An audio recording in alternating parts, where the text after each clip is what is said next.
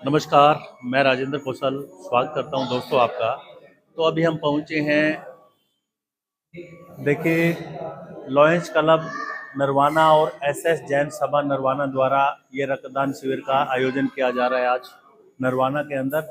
और जैसा कि स्थान की अगर हम बात करें तो जैन स्थानक पतराम नगर गली नंबर 1 नरवाना में ये कैंप का आयोजन किया गया है, जिसमें चीफ गेस्ट श्री पवन खटखड़ समाज सेवी और अन्य जो लोग हैं वो भी इसमें शामिल हुए हैं, जिन्होंने इसको प्रोग्राम को आज एक शुरुआत की। तो यहाँ पर आप देख सकते हैं कि जो करीब करीब अभी जो हमारी जानकारी है कि 71 लोग ब्लड दे चुके हैं, 71 लोग अभी तक यहाँ पर रक्तदान कर चुके हैं। और अभी आप देखिए ये भाई हैं, बात करेंगे इनसे भी क्या कहना चाहेंगे, तो बात करेंगे। भाई साहब क्या हाल चाल है? बढ़िया सर, कहाँ आप से आए कैसे हो? हैं? हम यमुनानगर श्री माँ ब्लड यमुनानगर से हाँ आए जी। हैं। तो भाई भी यहाँ यमुनानगर से आए हैं। नहीं, ये तो सर यहीं से है लोकल। भाई साहब क्या नाम है आपका? अजय सर। अजय। हाँ जी। कहाँ से आए हो अजय? अजय फ्रेंड से सर। रैन कला से। हाँ। पहले भी आपने ब्लड दिया है? हाँ जी। कितनी बार दे चुके हो? 13 वर्ष। 13 बार। हाँ जी। तो क्या ब्लड देने के बाद कोई शरीर में तब्दीली आती है? पॉजिटिव फील होता है सर। अच्छा। हाँ, स्वास्थ्य ठीक रहता है, आदमी स्वस्थ महसूस करता है। नहीं, कुछ लोगों की एक मेंटलिटी रहती है कि ब्लड देने से कोई वीकनेस आती है। नहीं सर, ऐसा कुछ नहीं। आप 13 बार पहले दे हाँ। चुके हैं, अब 14वीं बार दे हाँ रहे जी। हैं। हाँ जी। तो कितनी एज है आपकी? 29 साल होगी सर। 29 साल है। तो किसी तरह का बॉडी में नहीं कोई नहीं, कोई चेंज नहीं कोई आता? कोई चीज नहीं। बेनिफिट क्या क्या होता है? बेनिफिट सर ये बताते हैं, बस स्वास्थ्य ठीक रहता है लगभग। जैसे गाढ़ा खून हो जाता है? हाँ, वो नहीं होता, मतलब उससे वो नहीं होता। हाँ, बेनिफिट रहता है। और कितने लोगों की जिंदगी में आपका ब्लड काम आएगा? हाँ बिल्कुल बिल्कुल, सही बात है। ठीक है सर। तो दोस्तों अभी मैं और जो है डोनेटर हैं, ब्लड डोनेटर, उनसे बात करूंगा वो क्या कहते हैं अभी।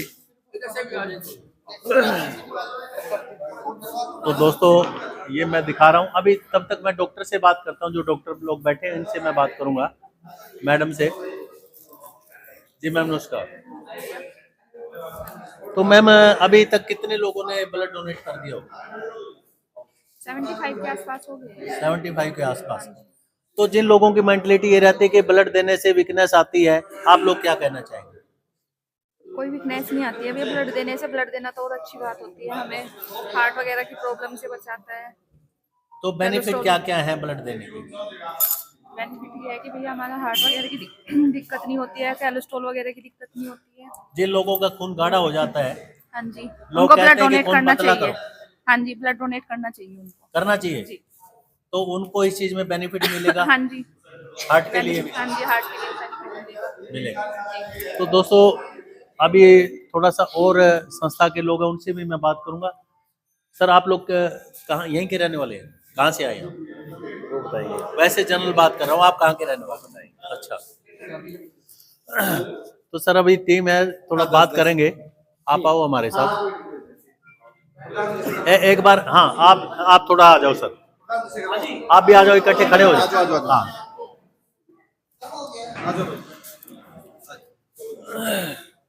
नरेंद्र इधर आओ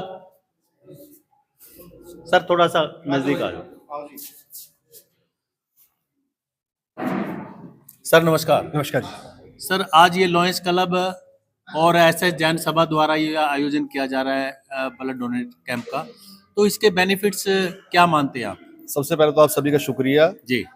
ऐसा ही ब्लड कैंप 4 बार पहले इसी संस्था में, इसी समाज में लगाया जा चुका है, जैन समाज के द्वारा तथा लॉयंस क्लब के सहयोग से, दोनों के मिलकर लगाया गया है। इससे पहले भी 4 बार। जो आपने बोला कि इसका फायदा क्या होता है, देखो इससे क्या होता है, बॉडी में हमारा जो ब्लड होता है वो किसी पेड़ पे नहीं उगता है, किसी मशीनों से नहीं बनता है, कहीं प्रोडक्शन नहीं होती इसकी प्रोडक्शन होती है ह्यूमन बॉडी में होती है, हमारे अंदर ही बनता है ये। अगर कोई रोड पे एक्सीडेंट हो गया, किसी को कोई बीमारी है जिसमें उसको ब्लड के चेंज करने की जरूरत पड़ती है दिन ब दिन, तो ये चीजें कहाँ से आएंगी? मार्केट में तो ब्लड मिलता नहीं है। वो इसी तरह आती है कि कोई देने वाला, जैसे आज इतने डोनर आए हुए हैं, 70 से ऊपर डोनेशन अभी हो चुके हैं, हमें उम्मीद है 90 से 100 तक जाएगा आंकड़ा। तो ये जो लोग आए हैं दान करने के लिए, यही ब्लड इकट्ठा करके इसको प्रिजर्व करके आगे नीडी लोगों तक पहुंचाया जाएगा, क्योंकि ब्लड कहीं मिलता नहीं है बाजारों में, इसकी कोई परचेजिंग नहीं है। तो यही इसी तरह दान का काम चलता है, यहाँ से ब्लड कलेक्शन हुआ दान के माध्यम से और आगे जरूरतमंद तक पहुंचाया जाएगा। तो सर कई लोगों की मेंटलिटी रहती है कि कोई कमजोरी आती है ब्लड देने से, या कोई ऐसा बॉडी में कोई चेंज आता है जब ब्लड डोनेट किया जाता है। आप सही कह रहे हैं, लेकिन आप हमें ये सोचना चाहिए कि ये ब्लड डोनेशन जो कैंप है रेड क्रॉस के अंतर्गत लगाया जा रहा है। रेड क्रॉस हमारी गवर्नमेंट का, हमारी इंडिया गवर्नमेंट का एक संस्थान है जी। क्या अगर कोई दिक्कत होती होगी किसी चीज की, तब क्या वो गवर्नमेंट उसको अप्रूवल देगी? पहली चीज तो हमें यही समझ लेना चाहिए कि हम जिन डॉक्टरों को मानते हैं, जिनसे हम ठीक होने के लिए दवाइयां लेने जाते हैं, वही डॉक्टरों की टीम यहाँ आई हुई है, तो क्या वो आपका खून लेंगी? सब चीजें पहले चेक की जाती है कि आपका कितना ब्लड है, कितने ग्राम है, क्या हम उतना उस लेवल तक ब्लड ग्राम आपका है, एचपी है कि हम आपका ब्लड ले सके, ऐसी कोई बीमारी ना हो कि हम उसमें आपका ब्लड ले सके। उन सब पैरामीटर को चेक करने के बाद डोनर को बिस्तर पे लिटाया जाता है। उनके ब्लड की एक यूनिट होती है 350 ml टू 450 ml, उतनी ही यूनिट ली जाती है। ये नहीं कि हम बहुत ज्यादा ब्लड निकाल लेंगे या टीम द्वारा ज्यादा ब्लड निकाल लिया जाएगा। तो सब पैरामीटर गवर्नमेंट के और रेड क्रॉस के, मेन है कि रेड क्रॉस सोसाइटी द्वारा निर्धारित किए जाते हैं। और अगर रेड क्रॉस सोसाइटी इस चीज के लिए आगे आई है, वह इस चीज की महत्ता बता रही है लोगों को, तो आप समझ सकते हैं कि किसी भी तरह की कोई कमजोरी नहीं आती, किसी भी तरह की कोई दिक्कत नहीं आती। उल्टा ये है कि किसी का ब्लड गाढ़ा बोलते हैं जैसे हम, किसी का एचपी ज्यादा होता है, जेंट्स में होना चाहिए 14 से 16, उनका 17 है 18 है, तो क्या होता है खून के थक्के जम जाते हैं, हार्ट अटैक का खतरा हो जाता है, ब्रेन हेमरेज का खतरा हो सकता है। तो उनसे बचने के लिए हमें टाइम टू टाइम ब्लड का डोनेशन करना चाहिए। बॉडी रिफाइन हो जाती है, जैसे हम गाड़ियों की सर्विस कराते हैं, स्कूटी की, बाइक की सर्विस कराते हैं, पुराना मोबिल निकाल लेते हैं, नया मोबिल डाल दिया जाता है। उसी तरह ब्लड ये जो हम निकाल के देंगे, हमारी बॉडी में एक्सेस ब्लड था जो चला जाएगा, उसके बाद बॉडी हमारे शाम तक फिर से उसी ब्लड को बना देगी। तो किसी तरह की फर्क नहीं, ऑटोमेटिक होती है, कोई दवाइयां नहीं खानी होती। सिर्फ हम ये बोलते हैं कि आप 10 मिनट रेस्ट करो, ब्लड देने के बाद पानी, कोई नॉर्मल वाटर और अपना जूस, जैसे आज हमने किया हुआ है गाजर के जूस का, कि आप उसको लो, एक शाम तक आपकी रिकवरी हो जाएगी, थकावट कुछ भी फील नहीं होगी। आपने देखा हो यहाँ लेडीज भी आई हुई थी, जेंट्स भी आई हुई थी, सभी ने ब्लड दिया, ब्लड देने के बाद अपने काम पे भी लग गए वो फिर से। तो सर क्या गॉड गिफ्टेड बोलें कि अंदर कोई ऐसी मशीन कुदरत वाले ने फिट की है, कुदरत की जो मशीन है, वैसे ही हो जाती है, कुदरत की जो मशीन है उसके आगे सब मशीनें फेल है। अब ब्लड किसी भी मशीन में नहीं बनता, किसी भी पेड़ पे नहीं उगता, किसी पौधे पे नहीं पाया जाता, ये सिर्फ ह्यूमन बॉडी में होता है। तो ह्यूमन बॉडी में अगर ये चीज हमारी बनने की है क्षमता कि हम बना सकते हैं और दे सकते हैं दान, तो हमें देना चाहिए। तो सर जो नीडी लोग हैं वो कहाँ कॉन्टेक्ट करें अगर किसी को जरूरत? वो विभिन्न तरह के ब्लड कैंप, ब्लड बैंक होते हैं शहरों में, अलग अलग शहरों में। अगर वो लॉयंस क्लब टीम से संपर्क करेंगे, नरवाना की टीम से, या ओवरऑल पूरे इंडिया में लॉयंस क्लब किसी भी क्लब से वो कॉन्टेक्ट करेंगे, तो उन तक रक्त की कमी को पूरा किया जाएगा, उन तक वो ब्लड का ग्रुप जो बताएंगे पहुंचाया जाएगा। तो क्या सर ये मानवता का सबसे बड़ा धर्म है? हम तो यही बोलेंगे कि ब्लड डोनेशन, देखो पैसा आपकी जेब में भी, मेरी जेब में भी है, तीसरे बंदे की जेब में भी है। पैसे का दान जो है वो हर कोई दे के खुश है और इजीली मिल जाता है, लेकिन एक ब्लड देने के लिए हिम्मत चाहिए कि मैं अपने अंदर से कुछ दे रहा हूँ। लोग एजुकेट हो चुके हैं, लोग देते हैं इसको। तो सर कई बार ऐसा होता है जो किडनी जिसको हम बोलते हैं कि किडनी डोनेट करना बहुत बड़ी बात होती है। एक बार का जिक्र अगर मैं करूं, सुषमा स्वराज जी को उनकी किडनी फेल हुई और एक रिक्शा वाले ने उनको किडनी दी, तो क्या कोई किडनी का भी ऐसा कोई प्रोसीजर है? देखिए पूरी बॉडी में बहुत से अंग ऐसे होते हैं जो मरने के बाद भी दिया सकते हैं या मरने से पहले 1 घंटा 2 घंटे के अंदर, जब हमें पता लगे लास्ट स्टेज है हमारी कि हमारी बॉडी इसके बाद खत्म हो जाएगी, तो हम वो चीजें डोनेट कर सकते हैं। उसके लिए प्रॉपर एक फॉर्म भरा जाता है, गवर्नमेंट अप्रूव्ड होता है। जैसे आज रक्तदान कैंप लगा, ऐसे ही वो होता है बॉडी का देहदान। तो देहदान के अंतर्गत कई ऑर्गन ऐसे होते हैं जो हम मरने वाले व्यक्ति के ले सकते हैं, जिनको आगे दूसरे व्यक्ति में लगाया जा सकता है। जो आपने किडनी की बात की, हमारी बॉडी में 2 किडनी होती हैं, एक किडनी पे आदमी रह सकता है जिंदा, दूसरी किडनी वो अपनी डोनेट कर सकता है जब कोई ऐसे सर्कमस्टेंसेस आ जाते हैं। तो सर कई बार आंखों का भी ऐसे कहा गया है कि भाई जीते जी हम अगर देख सकते हैं और मरने के बाद हमारी आंखें कारगर हैं। जीते जी रक्तदान, मरणोपरांत देहदान या नेत्रदान, ये बोला जाता है नेत्रदान। तो नेत्रदान महादान है। उसके भी हमारे Jind club, lions club Jind के थ्रू कई कैंप लगाए जाते रहे हैं।